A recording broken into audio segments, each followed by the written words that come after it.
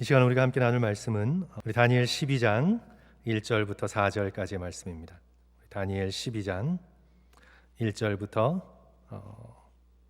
4절까지의 말씀입니다.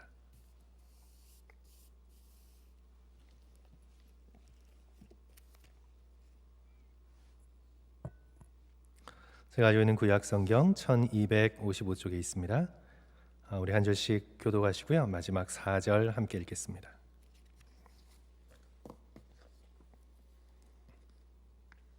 슬라이드 참조하시고요.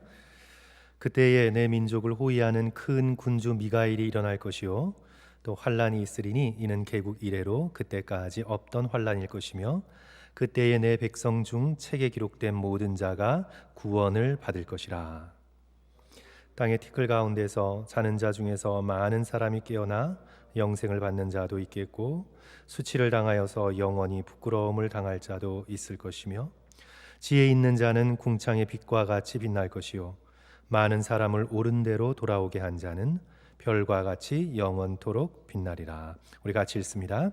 다니엘아, 마지막 때까지 이 말을 간수하고 이 글을 봉함하라. 많은 사람이 빨리 왕래하며 지식이 더하리라. 아멘. 아멘. 우리 다니엘 12장은 구약 성경 중에서 종말이 어떤 모습일지를 우리에게 알려주는 굉장히 소중한 장입니다. 또 그 일을 앞두고 세상의 마지막 때를 앞두고 믿음의 백성이 어떻게 준비해야 되는지 우리의 사명에 대해서도 일깨워주는 그런 말씀입니다. 그런데 이제 이 말씀이 무섭고 두렵게 우리에게 말씀하시는 것이 아니라 다니엘 한 사람을 향하여 굉장히 친절하고 굉장히 자상하게 그렇게 말씀하고 있습니다. 그래서 우리는 이 말씀을 읽을 때 우리 한 사람 한 사람을 염두에 두시고 믿음의 백성은 마지막 때에 어떻게 살아가야 할 것인지 우리를 잘 아시는 하나님께서 우리 한 사람 한 사람에게 아주 자상하고 아주 친절하게 위로해 주시면서 약속해 주시면서 주시는 말씀으로 우리가 받으면 좋겠습니다. 이 다니엘 12장은 종말론에 있어서 보석과 같은 장입니다. 오늘 우리가 12장 전체를 다 살펴볼 수는 없고요. 1, 2, 3, 4절을 말씀의 순서에 따라서 함께 저희들 묵상하고자 합니다. 첫째로 오늘 말씀은 늘 그리했듯이 종말에도 하나님께서 당신의 백성을 보호하신다고 우리에게 말씀하십니다. 우리 다시 한번 1절 말씀 성도 여러분 봅니다. 그때에 내 민족들을 호위하는 큰 군주 누가 일어나요? 미가엘이 일어날 것이요 또 환란이 있으리니 이는 개국 이래로 그때까지 없던 환란일 것이며 그때에 내 백성 중 책에 기록된 모든 자가 구원을 받을 것이라. 아멘. 아멘. 천사 미가엘이 마치 이스라엘의 수호 천사가 되는 것처럼 이스라엘 백성을 보호할 것이다. 말씀은 그렇게 기록하고 있습니다.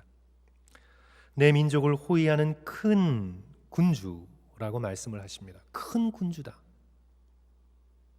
성경에 이런 표현이 나오질 않습니다. 그런데 이 다니엘서에서 나와요.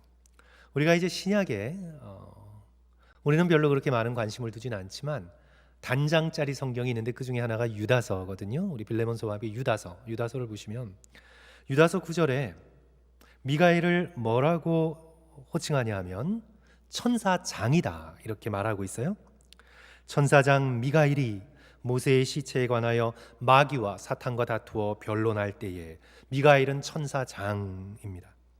천사들 가운데 가장 높은 위계를 가지고 있습니다. 그래서 아마도 오늘 이 다니엘서에서는 천사장이라고 쓰는 표현 대신에 큰 군주다 그렇게 표현한 것으로 이해할 수 있습니다. 우리 요한계시록 12장도 보시면 요한계시록 12장 7절에 이 천사장 미가엘이 용과 더불어 싸웁니다. 하늘에 전쟁이 있으니 계시록 12장 7절인데요. 미가엘과 그의 사자들이 용과 더불어 싸울새 용과 그의 사자들도 싸우나. 천사들을 이끌고 용과 그의 무리들과 함께 하늘에서 전쟁을 벌이는 장면이 요한계시록에 기록되어 있습니다. 그래서 이 천사장 미가엘의 임무는 믿음의 백성을 보호하는 것입니다. 전쟁을 하는 것입니다. 모든 천군 천사들을 이끌고 하나님을 위하여 싸우는 것입니다. 우리 다니엘서만 보더라도 우리 천사의 존재가 계속해서 나타나잖아요. 우리 성도들께서 쭉 다니엘서를 우리가 함께 조금 길게 묵상을 하셨는데, 다니엘서를 쭉 읽어 나가시면서 천사의 존재가 나옵니다. 천사의 역할은 뭐냐면 믿음의 백성에게 하나님의 뜻을 알려줌과 동시에 믿음의 백성을 보호하는 거죠. 사드락, 메삭, 아벳느고가 풀무불 가운데 던져졌습니다. 그래서 처음에 던져질 때는 세 사람이었지만 자세히 보니까 네 사람이 모두 풀려난 채 자유롭게 풀무불 안을 돌아다닙니다. 그 마지막은 신들의 아들과 같아요. 학자들은 이를 선제하시는 그리스도다, 아니면 그냥 천사다 표사할 수 있겠지만, 어떤 것이든 그 역할은 고난 가운데 이스라엘 백성, 이 믿음의 청년들을 보호하고 있는 것입니다. 이 천사의 주된 임무가 믿음의 백성 곁에서 그들을 보호하는 것입니다. 그리고 다니엘이 이제 6장을 보시면 다니엘이 사자굴에 던져지잖아요. 다리오 왕이 밤새 잠 못 자고 궁궐에서 있다가 새벽에 사자굴로 달려가서 다니엘을 부를 때 다니엘이 뭐라고 대답하죠? 다니엘서 6장 22절 보시면, 나의 하나님이 이미 누구를 보내셨어요? 그의 천사를 보내요.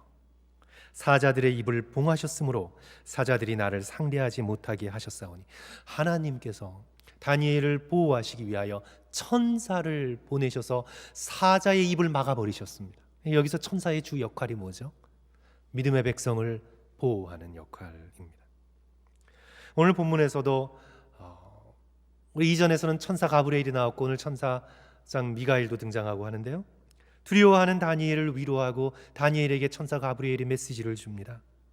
그리고 이스라엘 백성이 보호받을 것이다, 천사장 미가엘로 보호하실 것이다 라는 깊은 확신을 다니엘에게 심어줘요.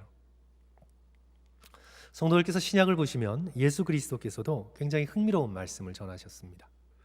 특히 이제 어린아이, 우리가 어른이 되어서 무시하기 쉬운 소자, 어린아이를 대상으로 언급하시면서 마태복음 18장 10절에 이렇게 말씀하세요. 삼가 이 작은 자 중 하나도 업신여기지 말라. 어린아이, 소자라고 무시하지 말라. 작은 자 중 하나도 업신여기지 말라 너희에게 말하노니, 자 보세요, 그들의 앙겔로스, 그들의 천사들이 하늘에서 하늘에 계신 내 아버지의 얼굴을 항상 배옵느니라. 마치 예수님께서 지금 말씀하시는 걸 잘 생각해 보시면, 아이 한 명당 천사 한 명씩 배정되어 있어서 그 아이를 지키고 보호하면서 하나님을 늘 바라보고 있어요, 천사가. 마치 그런 모습이에요. 그러니까 너희들이 아이라고, 소자라고, 아무것도 할 수 없다고 업신여기지 말라. 그 아이들 한 명당 천사 한 명이 붙어서 그 아이에게 일어나는 모든 일들을 하나님께 고하고 있다. 그러니까 너의 인간적인 눈에 하찮은 사람이라고 생각되는 사람, 소자라고 생각되는 사람, 업신여기는 사람 업신여기지 말라. 그들을 지키고 있는 천사들이 있다는 것을 기억하라. 그리고 그 천사들이 언제나 하나님을 바라보고 너가 하는 짓을, 너가 만약에 나쁜 짓을 한다면 너가 하는 일들을 고할 것이다. 예수 그리스도께서 마치 그런 그림을 그리시고 어린아이들을 보호하시면서 언급하고 계시잖아요. 너무나 흥미로운 말씀이죠. 작은 아이들의 그 영혼 하나까지도 천사들이 보호한다. 천사의 역할은 믿음의 백성들을 지키고 믿음의 백성들을 보호하는 것입니다. 성경은 천사들의 존재를 부인하지 않아요. 창세기부터 요한계시록까지 쭉 읽어보셔서 성도 여러분들께서 사자, 메신저, 앙겔러스, 하나님의 천사라는 표현을 쭉 찾아보세요. 굉장히 많습니다. 하지만 성경은 또한 동시에 우리에게 경고하고 있어요. 뭘 경고하냐면, 천사들에 대해 지나친 관심을 가지지 마라. 우리가 오직 관심을 가지고 우리가 오직 주목할 분은 하나님과 예수 그리스도 성령 하나님이시죠. 천사들에 대해서 하나님은 제외해 두고 그저 천사만, 우리 여기 미국의 드라마 같은 데서 되게 많잖아요. 하나님은 믿지 않은데 천사는 믿으려고 해요. 하나님에는 관심 두지 않으면서 천사들에게 관심을 두잖아요. 그런 많은 드라마들, 그런 시리즈들이 있어요.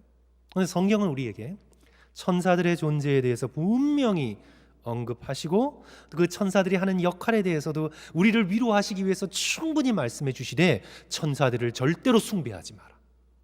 오직 숭배할 분은 누구밖에 없으세요? 삼위 하나님밖에 없으신 거예요. 개혁주의 신학자인 웨인 그루뎀도 기독교 핵심 진리에서 천사들에 대해서 이렇게 언급하고 있습니다. 우리는 일상생활 속에서 눈에는 안 보이지만 천사들이 늘 곁에 있다는 사실을 깨달아야 합니다. 성도 여러분, 이걸 깨달을 때 오늘 우리가 뭘 느끼게 돼요? 두려워하지 않게 되고 우리 곁에서 가까이 우리를 지키고 있는 하나님께서 천사를 보내주신다라는 사실을 알게 되고, 또 예수 그리스도께서 말씀하신 것처럼 아무리 세상의 기준 속에 하찮게 생각되는 사람도 천사가 그를 보호할 수 있다라는 마음을 가지고 존중하고 소중하게 여겨야 되죠. 그래서 이제 이 개혁주의 신학자인 웨인 그루뎀이 그렇게 말하는 거예요. 천사들은 우리의 예배에 동참하거나 우리를 지키고 보호하거나 또 심지어 따뜻하게 맞아줄 것을 바라는 나그네의 모습으로 아브라함에게 찾아오셨던 것처럼, 롯에게 찾아가셨던 것처럼, 마노아에게 찾아가셨던 것처럼 따뜻하게 맞아줄 것을 바라는 나그네의 모습으로 우리를 찾아올 줄도 모른다. 기억하고 천사의 존재를 인정하고, 하지만 천사에게 기도하거나 천사를 숭배해서는 안 된다. 성도 여러분, 천사의 존재를 아는 것이 우리에게 위로가 되고 또 우리가 어떻게 사람들을 대해야 될지 우리에게 경고가 됩니다. 하나님께서 자상하게 친절하게 우리 가까이에서 우리를 보호하신다. 아무리 하찮은 사람이라도 하나님께서 보호하신다. 그리고 환란이, 앞으로 닥칠 환란이 어마무시하게 무섭더라도 하나님께서는 택하신 백성을 반드시 보호하신다. 이스라엘 백성을 큰 군주 미가엘을 보내 지키게 하실 것이다. 두렵고 떠는 다니엘을 위로하고 계시는 거죠. 하나님께서 믿음의 백성들을 보호하신다는 아주 확실한 증거는 무엇이냐면 영혼의 구원입니다. 성도 여러분, 다시 1절 주목해 보십시오. 그때에 내 민족들을 호위하는 큰 군주 미가엘이 일어날 것이요 또 환란이 있을 텐데 이는 개국 이래로 그때까지 없었던 환란일 것이며 그때에 내 백성 중 책에 기록된 모든 자가 구원을 받을 것이라. 환란이 아무리 거세도 하나님의 생명책에 기록된 믿음의 백성들을 해할 수가 없습니다. 다가올 환란이 아무리 심해도 하나님께서 구원하시기로 작정하신 생명책에 기록하여 가슴에 품고 계시는 믿음의 백성들의 이름을 찢어버릴 수 없습니다. 이것이 오늘 우리에게 위로가 됩니다. 생명책에 기록된 모든 자는 구원을 받을 것이다. 그런데 성도 여러분, 오늘 이 1절 말씀을 주목해 보시면 개국 이래로 그때까지 없었던 환란이라고 말씀합니다. 개국 이래로 그때까지 없었던 환란. 우리가 인생을 살면서요, 성도 여러분, 무시무시한 고통의 순간들이 있잖아요. 우리 성도들 건강 걱정하시면서 건강 염려증에 빠지시는 분들이 요즘 참 많아요. 조금만 쌓이만 있어도 이게 큰 병이 아닐까라는 두려움 속에 있는 분들이 저도 그런 경우 많고요. 우리 성도들께서 적지 않아요? 그런데 우리가 인생을 살아가면서 우리가 겪게 되는 건강 문제에 있어서의 어려움, 또 인간관계 속에서 성도 여러분 마음의 상처가 있고 어려움이 있으면 얼마나 심해요. 인간관계, 직장생활 하는데 나를 괴롭히는 상사라든가 그런 사람들이 옆에 있어서 끊임없이 상처를 주면 그것처럼 또 괴로운 게 없어요, 이 세상에. 그렇죠? 또 가족이 있으면 가족에게 있는 여러 가지 좋지 않은 일들을 생각하면서 우리가 이 인생이 고해라 그러는데 우리 일반적인 인생을 살아가면서도 우리가 겪어야 하는 고통들이 만만치 않잖아요. 그렇잖아요. 그래서 저는 우리 연로하신 장로님들이나 권사님들, 집사님들을 뵈면요, 어떤 점이 부럽냐면 오래 사셔서 참 부럽다 하는 점, 금연이 부러운 게 아니라 인생이 당해야 하는 고통을 다 통과하셨구나. 저는 그런 게 되게 부러워요. 그런데 오늘 이 다니엘을 통해서 하나님께서 우리에게 주시는 말씀은 뭐냐면 마지막 환란 때의 그 환란이 우리가 당하는 인생에 있어서의 어떤 크고 작은 고통과 비교할 수 없는 환란이다. 그것은 지옥의 환란이 어떤 것인가를 보여주는 환란이다. 그것을 우리에게 말씀하고 있어요. 우리가 그 말씀을 뒤집어서 조금 생각해 보면 오늘 우리가 인생을 살면서 당해야 하는 크고 작은 고통들이 때로는 힘들고 힘겹고 어렵지만 정말 우리를 건져주신, 우리가 당해야 하는 지옥의 고통과는 비교할 수 없어요. 비교할 수 없어요. 비교할 수 없습니다. 우리가 이 땅 위의 고통이 아무리 힘들지만 마지막 환난 때의 고통은 비교할 수도 없어요. 예수 그리스도의 십자가의 죽으심과 부활로 우리를 건져주신 지옥의 고통과 비교할 수가 없어요. 그래서 예수 그리스도께서도 괜히 우리를 협박하려고 말씀하시는 게 아니에요. 예수 그리스도께서는 누구를 협박하기 위해 과장법을 쓰시거나 그러지 않으세요. 예수 그리스도의 입에서 떨어지는 그 고귀한 말씀은 하나하나 진리이세요. 진리이신 예수 그리스도, 십자가에 달려 당신의 목숨을 우리를 위해 제물로 내어놓으실 만큼 사랑이 많으신 그리스도께서 마지막 환난의 때에 뭐라고 말씀하세요? 산으로 도망하고 지붕 위에 있는 자들은 내려가지 말고 밭에 있는 자들은 무엇을 가지러 돌이키지 말라 말씀하시면서 마가복음 13장 19절에 이렇게 말씀하시잖아요. 이는 그 날들이 환난의 날이 되겠습니다. 하나님께서 창조하신 시초부터 지금까지 이런 환난이 없었고 후에도 없으리라. 전무후무한 환난에 대해서 말씀하고 계십니다. 이런 환난 중에 성도 여러분, 우리의 위로가 무엇입니까? 마가복음 13장 20절에 계속 나오죠. 만일 주께서 그날을 감하지 아니하셨다면 모든 육체가 구원을 얻지 못할 것이거늘. 자, 잘 보십시오. 자기가 택한 자들을 위하여 그날을 감하셨습니다. 예수 그리스도께서 택한 자들을 위하여 환난의 날을 감하시고 믿음의 백성들을 구원하셨습니다. 오늘 다니엘서에 기록된 대로 환난이, 전무후무한 환난이 있겠지만 그 생명책에 기록된 모든 자들의 영혼이 구원을 얻게 될 것입니다. 성도 여러분, 우리는 그리스도인으로서 어쩌면 육체적인 고통에서 구원을 못 얻을지 몰라요.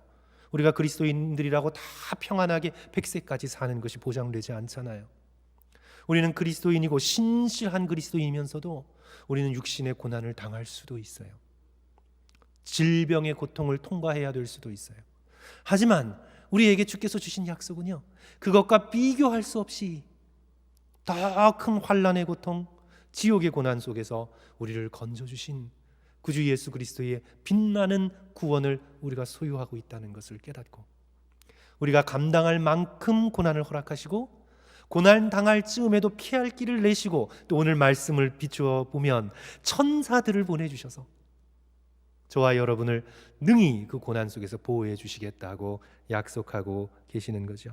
그래서 오늘 우리는 이 다니엘서 12장 1절 말씀을 보면서 하나님께서 환난 날에 오늘 우리에게 예비해 놓으신 그 놀라운 구원의 영광과 기쁨, 그리고 보호하시겠다는 확실한 약속 가운데 큰 위로와 기쁨을 얻게 되는 것입니다. 이제 둘째로 이 말씀 순서에 따라서 계속 또 살펴볼 것은요, 이제 2절 말씀 보시면 종말의 마지막 날에 모두 다 육체로 부활할 것이다. 저와 여러분이 마지막 날에 다 일어날 것이다. 육체로 일어날 것이다. 2절 말씀 성도 여러분, 온라인이긴 하지만 한 목소리로 읽습니다. 우리 12장 2절 땅의 티끌 가운데서 같이 읽을게요. 시작. 땅의 티끌 가운데서 자는 자 중에서 많은 사람이 깨어나 영생을 받는 자도 있겠고 수치를 당하여서 영원히 부끄러움을 당할 자도 있을 것이다. 죽음 이후에 육체적인 부활을 말씀하고 있습니다. 화장을 했었어도 성도 여러분, 우리 중고등학교 때 뭘 배웠나요? 에너지 불변의 법칙. 에너지는 언제나 그대로 있습니다. 우리의 신체적인 에너지 사라지지 않아요? 그대로 있어요. 무에서 유를 창조하신 하나님께서 우리가 화장을 했다고 우리를 못 일으키시지 않잖아요. 모든 것들을 다 모아서 우리의 육신을 일으키십니다. 마지막 때에 하나님께서 모든 육체를 일으키십니다. 육체적인 부활을 이야기하고 있어요. 영적인 부활만 얘기하고 있는 게 아니라 육체적인 부활을 말씀하고 있습니다. 자는 자 중에서 깨어날 것이다. 그때의 육체는 그때 저와 여러분이 가지고 있을 육체는 지금과 다를 거예요. 어떻게 다르냐? 성도 여러분, 지금 저와 여러분이 가지고 있는 육체는 죽어가고 있는 육체입니다. 아담과 하와의 범죄로 인해, 인간의 범죄로 인해 우리의 육신에 사망이 들어왔어요. 그래서 오늘 지금 여러분들이 느끼지 못하지만 여러분의 세포는 끊임없이 죽어가고 있어요. 그래서 알츠하이머가 뭐예요? 뇌에서 기억하는 세포가 죽어가고 새로운 세포가 만들어져야 밸런스를 이루어지는데, 죽어가는 세포가 더 계속 죽어가고 새로운 세포는 만들어지지 않는 거예요. 기억이 계속 감퇴하고 심지어는 내가 누군지도 모르는 거예요. 오늘 우리의 육체는요, 사망의 흔적을 가지고 있고 사실 죽어가고 있는 거예요. 우리의 주름, 질병, 연약함, 썩어지는 것, 우리의 육신은 지금도 늙어가고 있어요. 죽어가고 있는 거죠. 죽어가고 있는 겁니다. 저와 여러분의 육체는 태어나면서부터 죽어가고 있는 거예요.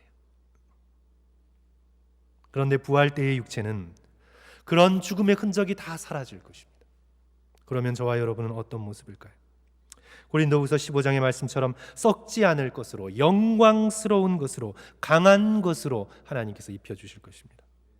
그런데 이제 오늘 이 다니엘서의 말씀이 오늘 우리에게 말씀하고 있는 것은 그런 믿는 자들의 부활, 영생을 얻는 자들의 부활만 말씀하시는 것이 아니라, 자, 성도 여러분, 어떤 부활을 말씀하고 있어요? 수치를 당하여 영원히 부끄러움을 당할 자의 부활을 말씀하고 있습니다.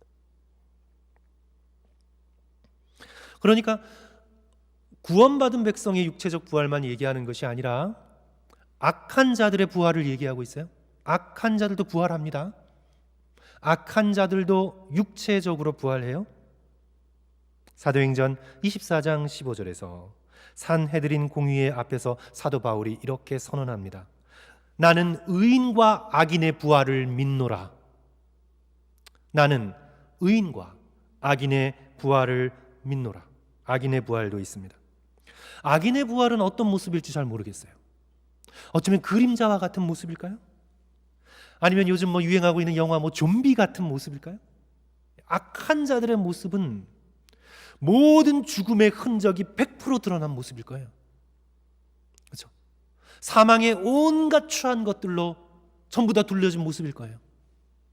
그래서 성도 여러분, 오늘 우리는 제가 말씀을 통해서 계속 요즘 강조하고 있는 것이요, 우리가 지금 21세기 이 시대에 섞어 산다고 다 그만한 게 아닙니다. 성도 여러분, 자꾸 우리는 다 선하면 얼마나 선해, 착하면 얼마나 착해, 사람이 다 그만하지, 다 도토리 키재기야, 털어서 먼지 안 나는 사람 있나, 다 그만이야 라고 얘기하지만 영적으로 볼 때 절대로 그만하지 않습니다. 방향이 다르면요, 그 방향이 영원을 가면 서로 만나지 못해요. 정말 예수 그리스도의 사랑을 마음에 품고 내가 살아있는 동안 그리스도를 바라고 이 세상에 물들지 않고 주님께서 내게 주신 길로 묵묵하게 믿음의 삶을 걸어간 믿음의 백성이 육체적으로 얻게 될 부활의 모습하고, 천사들도 흠모할 모습이에요. 천사들도 흠모하는 모습이에요. 왜 천사가 흠모하냐면 천사는 육체가 없잖아요.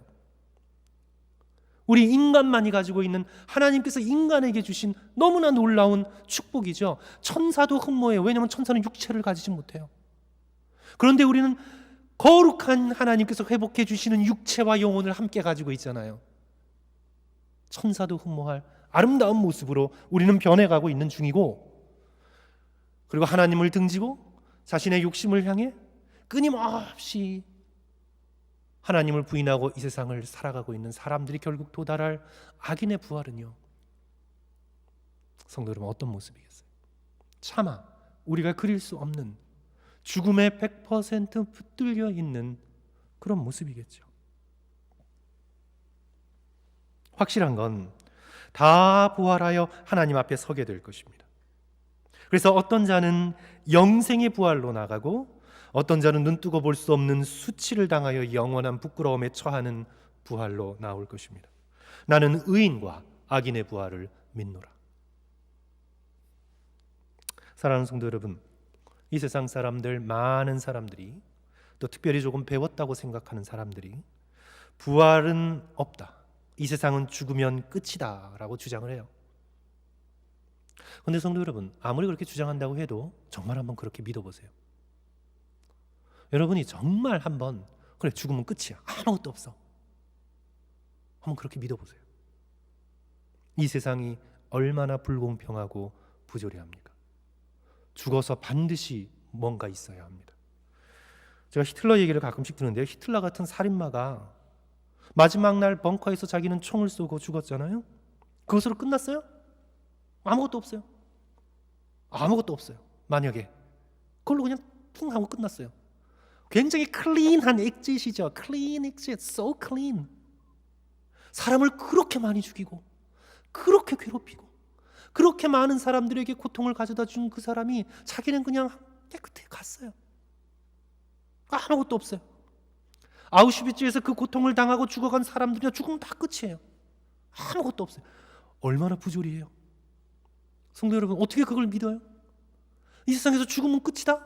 어떻게 그게 이성적이고, 어떻게 그게 철학적이고, 어떻게 그게 과학적이에요? 죽어서 아무것도 아니면, 도스토옙스키가 말한 대로 만약 하나님도 없고 심판도 없고 다 끝이라면요, 인간은 지금 무슨 짓이든지 할 수 있어요. 죽으면 끝이니까. 왜 도덕적으로 살아요? 왜 참고 살아요? 죽으면 끝인데. 그래서 성도 여러분, 이걸 분명히 아셔야 돼요. 오늘날 이 과학주의의 이 세대 속에서 부활이 신화다라고 지금 주장하는 것이 더 이상한 거예요. 부활이 없다라고 믿는 것이 신화예요. 그것이 신화입니다. 어리석은 겁니다. 성도 여러분, 부활은 있어야 하고, 이 세상을 둘러싸고 있는 더 큰 세상은 반드시 현실로 존재합니다. 있어야만 합니다. 선과 악이 한치의 흐트러짐 없이 창조주 앞에서 심판받을 부활은 있어야 합니다. 있을 수밖에 없습니다. 우리 모든 인간은 자신의 삶에 대한 책임을 지고 생명을 우리에게 부여하신 창조주 앞에 서야 해요. 이것이 저와 여러분의 모든 인간의 운명입니다. 그래서 이 다니엘 에킨이라는, 제가 다니엘서를 쭉 주일에도 그렇고 강의하면서 의지하고 있는 우리 다니엘 에킨이라는 신학자는요, 다니엘서의 이 부분을 설명하면서 마지막 부활의 날은 세퍼레이션 데이가 될 것이다. 세퍼레이션 데이. 살아서는 선한 자나 악한 자나 다 섞여 있지만 마지막 심판 날에, 그 부활의 날에, 오늘 다니엘서 12장 1절부터 4절까지 주어지는 그 날은 세퍼레이션 데이가 될 것이다. 우리 성도들께서 그랜드 캐니언에 한번 가보신 분 계세요?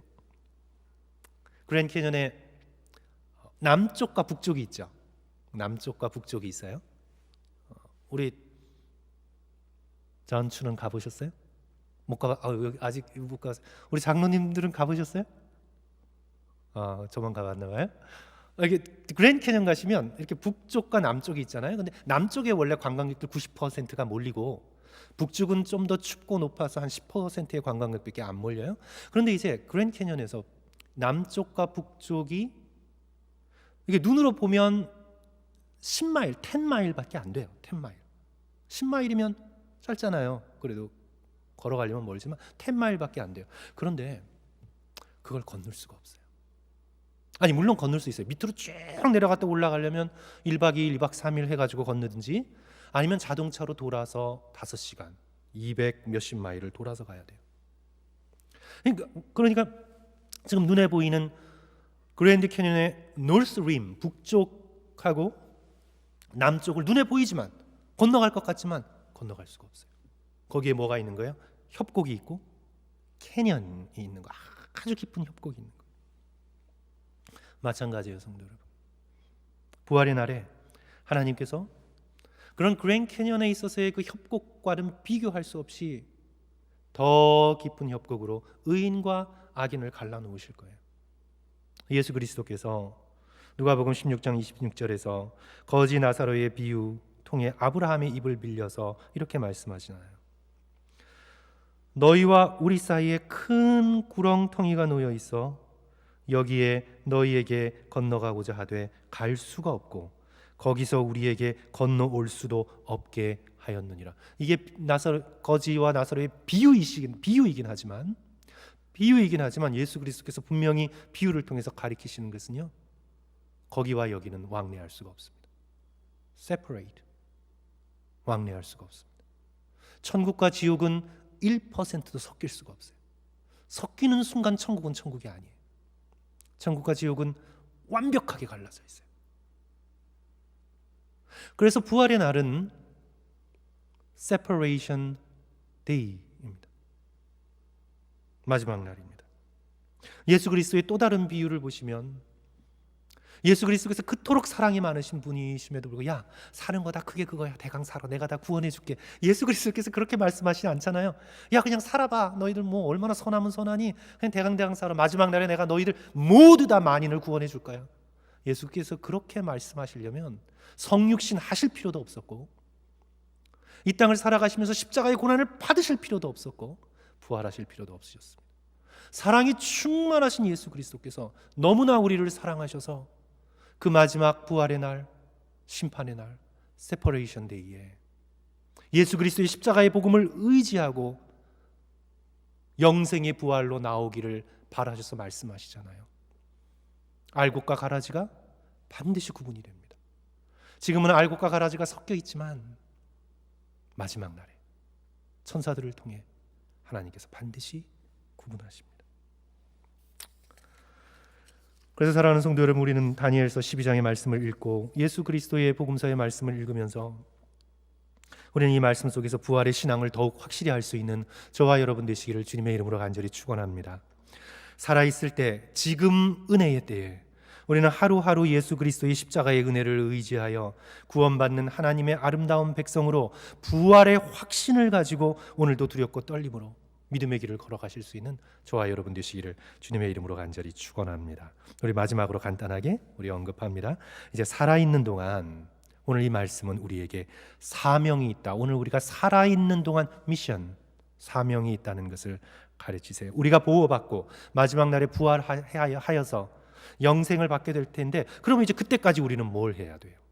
다니엘이 사는 날 동안, 그러면 우리가 죽기까지 무엇을 해야 돼요? 사명에 대해 말씀합니다. 12장 3절 우리 다 같이 함께 읽을게요. 지혜 있는 자는, 시작.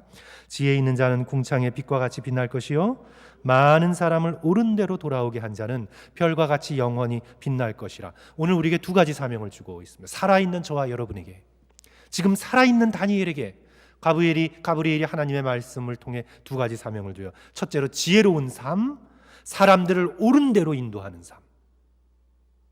지혜로운 삶, 사람들을 옳은 대로 인도하는 삶. 성도 여러분, 우리 삶을 살면서 굉장히 어리석게 사는 사람 많잖아요. 그리고는 굉장히 다른 사람이 걸려 넘어지도록 인생을 살아가는 사람 많다잖아요. 이 사람 때문에 신앙이 걸려 넘어져요. 실족해요. 근데 그렇게 살지 말고, 너 다니엘은, 그리고 오늘 우리는 계속해서 지혜로운 자로 살고 사람들을 옳은 대로 인도하는 삶을 살 것을 사명을 주고 계시죠. 성도 여러분, 지혜 있게 산다는 것은 우리가 잠언을 보면 알 수 있습니다. 여호와를 경외하는 것이 지식과 지혜의 근본입니다. 잠언의 대주제입니다. 지혜롭게 산다는 것은 이것이에요. 내가 인생을 살면서 하나님을 얼마나 알아가고 있는가. 내가 돈 버는 건 그래도 알 것 같아요. 이 세상에서 뭐 사람들 제치고 앞서 뛰어나가는 건 어느 정도 배운 것 같아요. 그런 거 말고 인생을 살아가면서 나는 얼마나 하나님을 알고 있나. 왜냐하면 하나님을 아는 것이 지혜의 근본입니다. 이것은 하나님과의 지속적인 교제를 통해서 이루어집니다. 하나님은 어떤 분인가 하는 서적을 통해서만 이루어지는 게 아니에요. 그건 인포메이션이죠. 근데 여기서 알다라고 할 때는 남편이 아내를 아는 것처럼, 부모가 자식을 아는 것처럼, 사랑하는 연인이 서로를 아는 것처럼 인포메이션의 알미 아니에요. 이건 경험을 통한 알미예요. 깊은 관계를 통한 알미예요. 아, 내가 인생을 살아보니 하나님은 이런 분이시구나. 하나님이 이토록 영광스러우시고 거룩하시고 자상하신 분이시구나. 내가 신앙생활을 하가면서 하나님의 성품을 아는 거예요. 성도 여러분, 인간관계 속에서 가족들이 뭘 좋아하는지 싫어하는지, 어떤 음식, 어떤 옷, 어떤 음악을 좋아하는지 어떻게 알아요? 오랜 동안 관심을 가지고 함께 살았기 때문에 아는 거예요. 같이 살아왔기 때문에 아는 거예요. 하나님과 함께 살아야, 하나님과 동행해야 하나님을 알 수 있는 거예요. 우리의 영적인 과제는 하나님을 아는 것입니다. 저와 여러분이 왜 숨쉬고 살아가고 있습니까?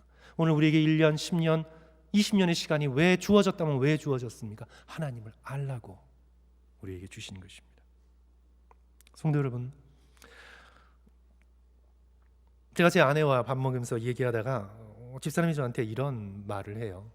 무슨 말을 하냐면, 자기가 죽어서 하나님을 뵀을 때 하나님이 낯선 분이 아니셨으면 좋겠다, 그런 말을. 저는 그 말을 들으면서 은혜가 됐어요.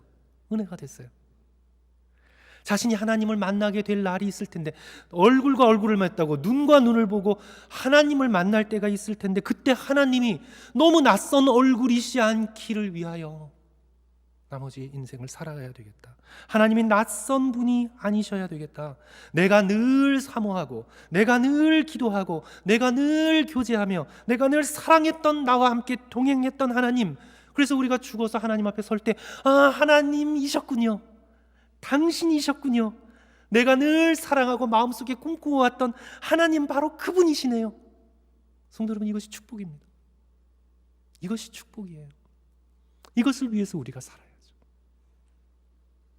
두 번째로, 오늘 다니엘의 말씀이 오늘 우리에게 사명으로 주시는 건요, 많은 사람을 옳은 대로 돌아오게 한 자는 별과 같이 영원토록 빛나리라.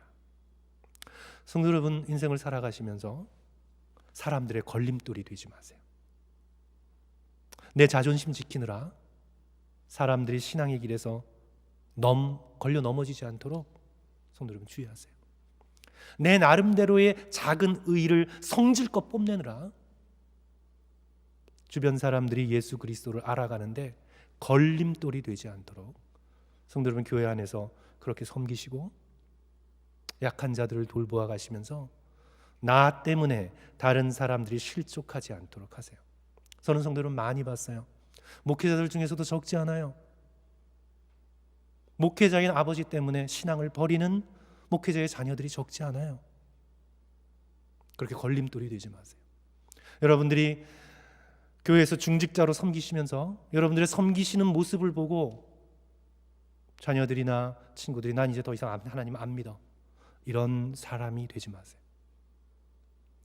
우리들의 삶의 가장 가까운 곳에서부터 쉽지 않지만 우리는 사람들의 실족거리를 만들지 말고 우리가 더욱 겸손하고 지혜로워져서 사람들을 옳은 대로 인도할 수 있는 저와 여러분이 되었으면 좋겠습니다. 저와 여러분은 완전하지 않아요. 완벽하지 않아요. 다 성격의 결함이 있고 다 인격적인 약점이 있어요. 그래도 우리는 살아가면서 조금 더 정직하고 조금 더 겸손해서요, 아, 내가 다른 건 모르겠지만 그래도 이 장로님 뵈니까 나도 믿음을 갖고 싶다. 나도 이 권사님의 기도 소리를 듣고 이 권사님의 늙어가는 모습을 보니까 나도 저렇게 늙고 싶다. 나도 주님을 더 알고 싶다. 나도 하나님께 더 가까이 가고 싶다. 성도 여러분, 우리가 연약함이 있지만 그런 사람이 되려고 노력하십시오. 인생 가운데 우리가 뭐 대단한 업적을 이루지 못해도 저와 여러분의 삶을 살아가는 모습, 그 인격, 그 성품, 그 마음가짐, 마음 씀씀이가 사람들에게 옳은 길로 인도하는 도구가 될 수 있도록 노력하십시오. 저도 그렇게 노력하고 우리 성도들께서도 그렇게 노력하십시오. 사랑하는 성도 여러분, 사람들을 옳은 대로 돌아오게 한 자는 별과 같이 빛나리라 말씀하셨습니다. 이건 전도일 수도 있어요. 저와 여러분이 믿게 된 데에는 반드시 누군가의 수고가 있어요. 내가 하나님께 직통 계시 받아서 믿지 않았어요. 누군가가 나를 인도했어요. 교회 함께 가자고, 뭐 사주고 선물 주면서까지 같이 가져갔어요. 내가 모태신앙이라면 여러분의 부모님을 전도했던 손길이 있어요. 여러분의 부모님을. 그러니까 여러분이 믿게 되었죠.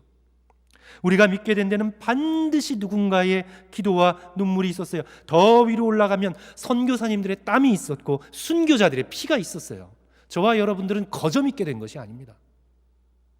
누군가의 땀, 누군가의 눈물, 누군가의 피가 있었어요. 저와 여러분이 믿게 된 데는. 우리도 지금 여기서 그 사명의 일부라도 부여받아서 누군가를 옳은 대로 인도할 수 있는 저와 여러분이 되었으면 좋겠습니다. 그게 전도일 수도 있겠죠. 또 선교와 구제일 수도 있겠습니다. 지금도 복음이 전해지지 않은 그것을 바라보면서 함께 선교로 복음으로 협력하는 일일 수도 있겠어요. 그것이 어떤 것이든지 사랑하는 성도 여러분, 우리들 일상에서부터 교회 생활에서부터 사람들을 옳은 대로 이끌 수 있는 축복된 믿음의 백성이 되시기를 주님의 이름으로 간절히 축원합니다. 나의 발에 걸려 넘어진 수도 없는 실족된 사람들을 데리고 하나님 앞에 서려고 하지 마시고 정말 겸손하게 되어서 오늘 다니엘에서 주시는 말씀처럼 별과 같이 빛나는 영원토록 빛나는 축복을 받아 누리시기를 주님의 이름으로 간절히 축원합니다. 다니엘에게 주신 이 말씀이 너무도 확실해서 4절에 다니엘에게 이렇게 천사 가브리엘이 부탁을 합니다. 우리 4절 말씀 우리 다 같이 읽습니다. 시작. 다니엘아, 마지막 때까지 이 말을 간수하고 이 글을 봉함하라. 많은 사람이 빨리 왕래하며 지식이 더할 것이라. 성도 여러분, 종말에 대한 이 말씀을 끝까지 간직하십시오. 끝이 다가온다는 사실을 잊어버리지 마시고, 성도 여러분, 이 땅 가운데 삶은 곧 끝납니다. 저와 여러분의 삶, 우리의 마지막 숨결 안 돌아올 것 같죠. 그런 날이 진짜 오지 않을 것 같죠. 근데 우리의 숨결, 마지막 숨결이 있습니다. 그리고 그날은요 굉장히 빨리 옵니다. 우주적인 종말이 더디 오는 것 같아도 저와 여러분의 개인적인 인생의 마지막 종말은 속히 옵니다. 잊어버리지 말고 굳게 서서 다니엘의 이 말씀을 간직하십시오. 하나님께서 성도들을 보호하신다는 것을 굳게 믿으십시오.